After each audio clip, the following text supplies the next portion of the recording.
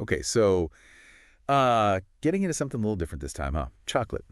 Everyone loves it, right? But we're going to dig into the, well, less than sweet side of how it's made. We all got those requests to look into forced labor in chocolate production, specifically child labor. Right. Well, turns out it's a whole thing, and honestly, way more complicated than we thought going in. Yeah, it's kind of a classic example, Like so many luxury products, there's a lot hidden behind the final product.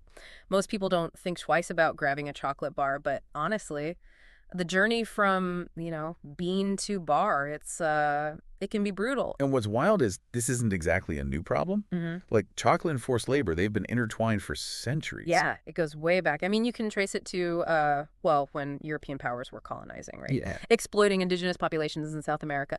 Sadly, that pattern, it kind of followed cacao production when it shifted to Africa. No, seriously, Western Africa, they're producing something like 70% of the world's cocoa today. And the stuff you said about the conditions there, eye-opening, to say the least. Well, the majority of the farms there are really small, a lot of them family-run, and they're already struggling just to make ends meet. So it creates this dependence on, well, on cheap labor, and that often means, tragically, child labor. And we're not talking about, like, teenagers helping out after school here. Mm. There were reports of kids as young as 5 wielding machetes, carrying Yep. these huge loads of cocoa beans, even spraying pesticides without any protection. One report, I think it detailed this young boy, right? Worked for years on one of these farms. You want to know what he got paid for all that? Okay, hit me. $34. $34. Yeah. For years. That's just messed up. And that's the thing, right? Even with international laws, they can barely keep up. Those supply chains are so convoluted, almost impossible to really monitor. So much of it's totally under the radar. So when we talk about the actual work, we keep coming back to these machetes. What exactly are these kids even doing with them? Cocoa farming, it's incredibly labor intensive. You got to clear the land. Often that means deforestation, which is a whole other issue. But they're using these machetes for everything. Clearing brush, weeds. It's tough work for anybody, let alone a kid. And I'm guessing the machetes come back out for harvest time too. You know it. Harvesting the pods, you got to cut them from the branches really carefully so you don't mess up the tree. And these trees, they're packed in there tight. So even just moving around in there would be rough. Exactly. Then once you get the pods, you got to get the beans out, ferment them, dry them, get them ready for shipping. It's this huge process. And we're talking intense heat and humidity too. Didn't one article mention temperatures averaging 80 degrees? Plus humidity. And that's before you even factor in the work itself, the heavy lifting, the pesticides. Yeah, it's not good, especially for kids. Their bodies are still developing. The chance of getting hurt or long-term health problems, huge. So just to recap, we're talking about an industry using kids, dangerous conditions, basically no pay. It's awful, obviously. But what about the psychological impact? What does this do to these kids? Imagine being robbed of your childhood. Right? Instead of school, instead of playing, you're doing this back-breaking labor. PTSD, anxiety, depression, it's all on the table. And those are lifelong issues. It's just awful to think about. But how did we even get here? Like, what happened that child labor is still so ingrained in the chocolate industry? And where do these big chocolate companies fit into all of this? It's a long story, but to understand what's happening now, you got to look at the past, like way back, 17th century, right? That's when you start to see those European powers really setting up shop, colonies, plantations all over the globe. And cacao being this sort of like exotic, valuable thing, it gets caught up in all that. Exactly. And one of the big players that emerges, Brazil. Brazil. Huh. I always think coffee, not chocolate. It's interesting, right? Because they already had this whole system in place for sugar plantations, tobacco. And it was built on, well, enslaved labor. So they basically took that, the system they already had, and were like, cool, let's do cacao now. Pretty much. They started growing it in the Amazon, which, yeah, they drew on indigenous knowledge and all that, but it was still under those forced labor conditions. So even though cacao was originally from the Americas, they still exploited people to produce it. Yep. And that reliance on forced labor, it only got worse. When production shifted from the Amazon to Bahia, in the 18th century, more fertile land there. Bahia, those pictures you see, those rows and rows of cacao trees. That's the place. They went all in on this plantation system, just like with sugar. So you're talking clearing tons of land, really intensive farming methods, all of which requires a big and cheap workforce. So they basically just scaled up the exploitation. Yeah. To meet the global demand for chocolate, which was only growing. It's the dark side of a sweet treat, for sure. And even when Brazil finally abolished slavery, 1888, it didn't just fix everything overnight.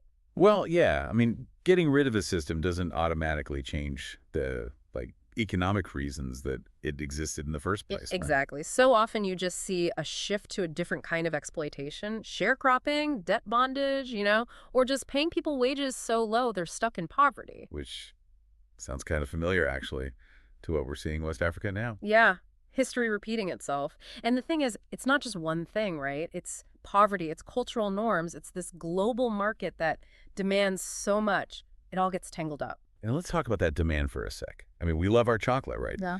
But are we, like, every time we buy a bar, are we part of this problem without even knowing it? That is the million-dollar question, isn't it? It really comes down to supply and demand, right? If there's still a market for cheap chocolate, those companies, the big ones, they're not really incentivized to change how they get their cacao. So we're all doomed to feel guilty then, with every bite. Not necessarily. We've actually got more power than we realize, I think.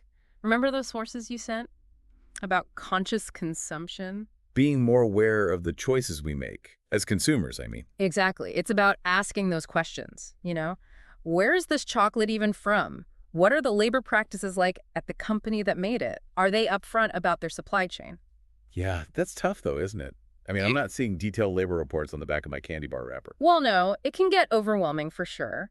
But there are things to look for. Certifications like Fair Trade or Rainforest Alliance, those are a good start. Yeah, you see those labels a lot.